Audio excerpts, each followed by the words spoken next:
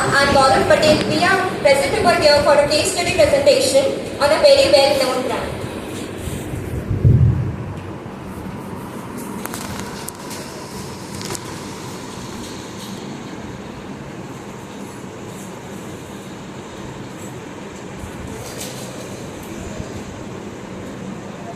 Topics that we are going to cover are introduction, vision and mission, major challenges, SWOT analysis, major competitors,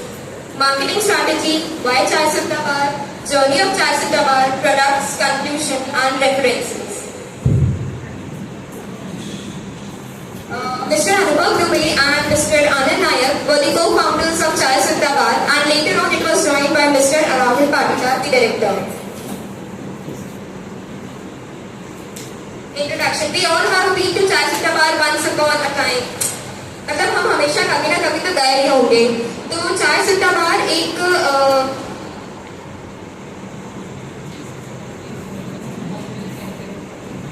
वो एक popular cafe है जो कि basically T वगैरह cell करता था एट द इनिशियल स्टेज तो अनुभव दुबे जब वो बेसिकली तो रीवा डिस्ट्रिक्ट ऑफ एमपी का है जब वो हायर स्टडीज के लिए इंदौर शिफ्ट हुआ था तो तब उसका एक स्कूल फ्रेंड बना था आनंद नायर तो तब उन्होंने डिसाइड तो किया था कि हमें कुछ बिजनेस स्टार्ट करना है but it was not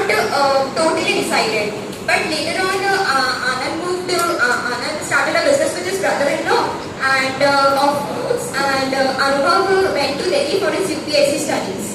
but what happened was ना तो अनुभव अपनी पढ़ाई में कॉन्सेंट्रेट कर पा रहा था और ना ही आनंद का कुछ बिजनेस चल पा रहा था तो अगेन ही किया उन्होंने वापस स्कूल कॉल में बात करी और उन्होंने फिर ये डिसाइड किया कि अब बिजनेस स्टार्ट करना है तो उन्होंने मार्केट में एक्सप्लोर किया कि यहाँ पर क्या चीजें हैं क्या रिक्वायरमेंट्स है इस मार्केट में तो उन्होंने एक ही चीज फाइंड आउट करी थी कि भाई चाय एक ऐसी चीज है जो हर जगह पर देख सकती है कोई भी ठेला हो कुछ भी हो तो उन्होंने उस चीज को ऑप्ट किया उनका पास कैपिटल तो सिर्फ 3 लाख का था तो वो और कुछ फ्रेंचाइजी ले नहीं सकते थे तो उन्होंने यही चीज ऑप्ट किया पहले उनका था कि वो मैकडॉनल्ड्स का फ्रेंचाइजी ले बट उनके पास इतना कैपिटल नहीं था तो दे opted for Chai Sutta bar at present they have 550 plus outlets into 320 countries and with 5 international franchises. Now I am handing over the mic to Rashmi for further information.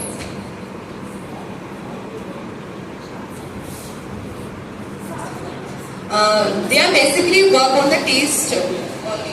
So there is a mission and a vision. Their mission is to bring their chai all across the world.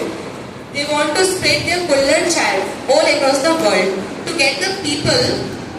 to get their global taste and the aroma of Indian soil with their average rate of Kullar. उनका M ये था कि हम अपनी चाय को पूरे देश तक पहुंचा सकें ताकि वो लोग उस चाय के टेस्ट को महसूस कर पाए जो कि इंडियन सॉइल से बना हुआ जो कुल्हड़ रहता है उसको चाय को टेस्ट को महसूस कर पाए और their vision is to be simply to bring Indian culture values from the roots blend them with the world ambitious to serve people with aromatic experience with cheerful memories उनका एम था कि हम अपनी इंडियन कल्चर को बाकी देशों से mix कर पाए ताकि वो लोग चाय के जरिए अपने एक्सपीरियंस और मेमोरीज क्रिएट कर पाए now I will hand over mike to the Gaurav sorry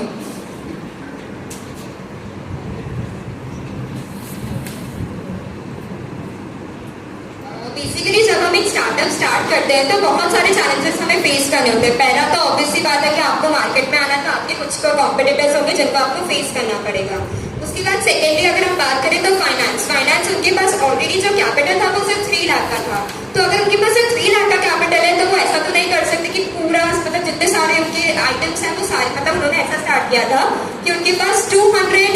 items उन्होंने अपने मेन्यू में रखे थे बट वो उतना कर नहीं पाते क्योंकि हर कस्टमर की अलग अलग डिमांड होगी अगर हर कस्टमर अपनी अपनी डिमांड करेगा तो वो इतना आउटलेट उनके मतलब वो इतना नहीं कर पा रहे थे एक्सपेंसेस उसके बाद सेकेंडली उन्होंने ये ट्राई किया कि पहले तो उनका आइटम्स उन्होंने काम किए पहले 200 तो उन्होंने 21 पर हुआ इनिशियल स्टेज पर और उन्होंने फिर जो चाय थी वो बिल्कुल बेसिक रेट्स पे उस टाइम वो सेल करते थे 7 rupees but now it is 15 rupees उसके बाद फिर उन्होंने इस चीज को ओवरकम ये किया कि भाई आपको जो भी जरूरी चीजें हैं आप पहले उनको प्रेफरेंस दो ना कि जो मार्केट में ट्रेंड चल रहा है उसको प्रेफरेंस दीजिए पहले second recruitment and training initially उनके पास जब कैपिटल नहीं था तो वो चीज़ अफोर्ड नहीं कर सकते थे, जैसे कि शेफ हो गया या फिर कोई ऐसा इंसान जो चाय को अच्छे से बना सके, जो एक अच्छा फ्लेवर ऐड ऑन कर सके। तो इनिशियली तो वो खुद ही दोनों काम करते थे, right from preparing the tea to serving the tea. उसके बाद उनका पहला एम्प्लॉय था मनोज, जो एक ऑर्फनेज से था। तो उनका यही कहना था कि अगर हम एम्प्लॉयमेंट दे रहे तो हम सबसे पहले तो हम ऑर्फनेज वाले को देंगे, ताकि उनका वेलफेयर हो सके, उनका डेवलपमेंट हो सके, और वो एम्प्लॉयमेंट प्रोवाइड कर रहे थे। उसके बाद उन्होंने फिर और इस चीज़ ने ओवरकम ऐसे किया था कि जैसे कि अगर बहुत सारे मतलब वो अगर आप एक स्टार्टअप स्टार्ट कर रहे हो और अगर आपके पास कम पैकेज है या फिर आपके पास कम एनुअल इनकम है या आपके पास कम फाइनेंस है, तो आप उसके लिए यही कर सकते हो कि आप अपने सामने वाले को एक्सप्लेन कर सको कि भाई हमारा भी नया स्टार्टअप है, तो at least you can hire for low income like low salary. उसके बाद ही आप मूव ऑन कर पाओगे। अगर सक्सेस होगा तो ऑब्वियसली फिर आप तो हाई इनकम्स दोगे। उसके बाद एडमिनिस्ट्रेटिव बॉटलनेक्स, जब चाय सीएसबी चलने लगा था इंदौर वाली आउटलेट में, तो वहाँ पर ऐसा हुआ था कि बहुत ज़्यादा भीड़ इकट्ठा होने लगी थी। जब भीड़ इकट्ठा हो रही थी तो सब लोग यही सोचते थे कि यहाँ पर भीड़ इकट्ठा हो क्यों रही है। तब नार्कोटिक्स डिपार्टमेंट आया था वहाँ पर, उनको ये लग रहा था कि यहाँ पे ड्रग्स वगैरह का कुछ काम चल रहा है। तो उन्होंने यही चीज़ बोली थी, उन्होंने आकर देखा कि क्या हो रहा है, इंस्पेक्शन किया, सब कुछ किया, बट उनको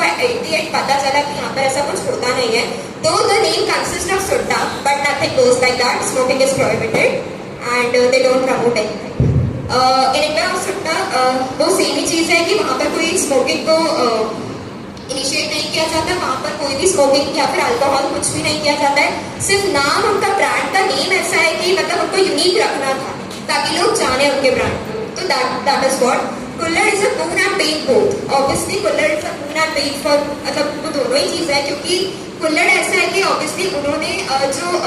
जो ये बॉटल्स वगैरह होते हैं, जो ये काम करते हैं, उनको उन्होंने एम्प्लॉयमेंट दिया। हाँ, कई बार ऐसा होता था कि बिना यूज करे भी कुल्हड़ टूट जाता था या फिर वो यूज नहीं हो गई, उसके पहले वो खराब हो जाता था। एंड कुल्हड़ को आप एक ही बार यूज कर सकते, दोबारा तो आप यूज कर नहीं सकते। तो उन्होंने वो चीज़ थी, इसको उन्होंने यही होगा कि एटलीस्ट वो बेटर तो है प्लास्टिक से, प्लास्टिक तो आपके एनवायरमेंट को खराब करेगा, लेकिन कुल्हड़ तो ऐसा कुछ नहीं करा, वो ब्रेक हो जाएगा स्मॉल पार्ट्स में। तो दैट इज व्हाट ना handing over the mike to Muskan.